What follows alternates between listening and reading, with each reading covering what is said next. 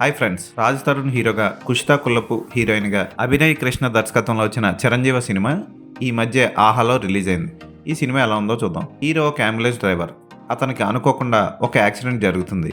ఎదురుగా దున్నపోతులు రావడం వల్ల యాక్సిడెంట్ జరుగుతుంది. అయితే యాక్సిడెంట్లో అతనికి అంబులెన్స్కి ఏమవదు. తీరమోస్ చూస్తే అతనికి ఒక శక్తి వస్తుంది. ఎవరి ఆయుష్ ఎంతో వాళ్ళ తల మీద అతనికి గ్రీన్ కలర్లో కనబడుతూ ఉంటుంది. ఎవరు ఆయుష్ తగ్గిపోతుందో, ఎవరు త్వరలో చనిపోబోతున్నారో వాళ్ళది రెడ్ కలర్లో కనబడుతూ ఉంటుంది. దాన్ని ఉపయోగించుకొని అతను ఏం పనులు చేశాడు, ఎవరికి మంచి చేశాడు, అతనికి ఏమి ఒరిగింది, యమధర్మరాజుకి ఈ కథకి లింక్ ఏంటి అన్నది సినిమా చూసి తెలుసుకోవాలి. రాజ్ తరుణ్ హీరోగా సిల్లీ సినిమాలు వస్తూ ఉంటాయి, పోతూ ఉంటాయి.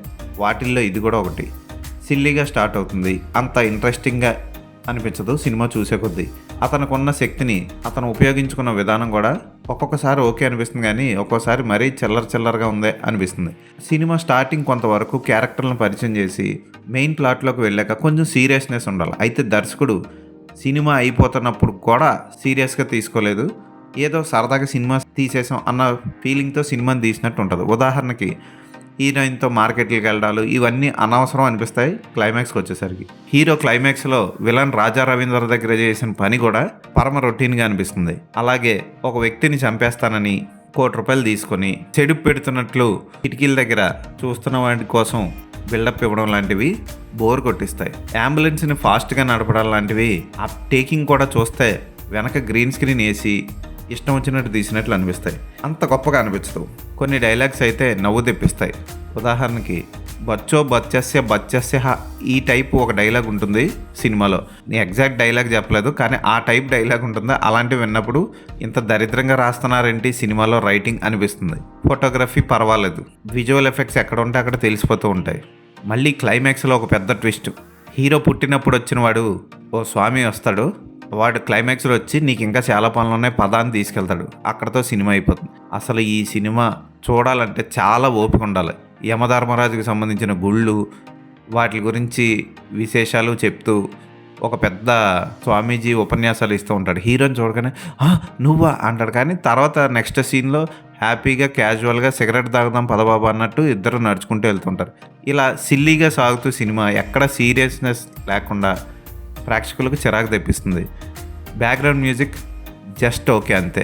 ఉప్పల్ బాలు, దుర్గారావు ఇలాంటి టిక్ టాక్ గ్యాంగ్ని, జబర్దస్త్ గ్యాంగ్ని పెట్టి, ఇమ్మాన్యుయల్ని పెట్టి టైం వేస్ట్ చేస్తారు.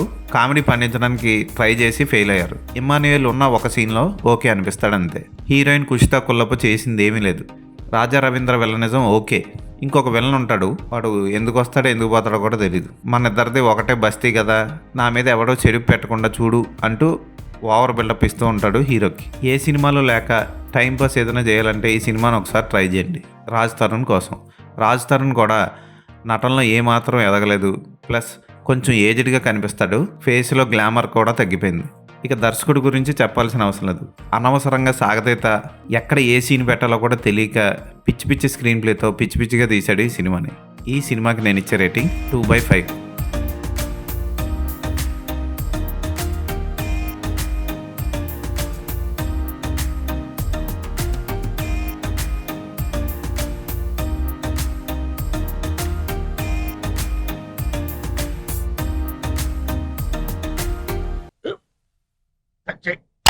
మన స్కూల్ బెంచ్ లాగా ఎంత గట్టిగా ఉందోరా. కొట్రా, కొట్టు పర్లేదు, కొట్టు. పెట్టేసింది బాబాయ్. ఆ, ఏంటి నువ్వు కొడతావా? కమా బిట్ మీ యార్. వద్దు బాబాయ్. వాణ్ణి నేను కొట్టడం లేదమ్మా, వాణ్ణే నన్ను కొట్టమంటున్నాను. నువ్వేం కంగారు పడక్కర్లేదు. అడుగుతావేంటి?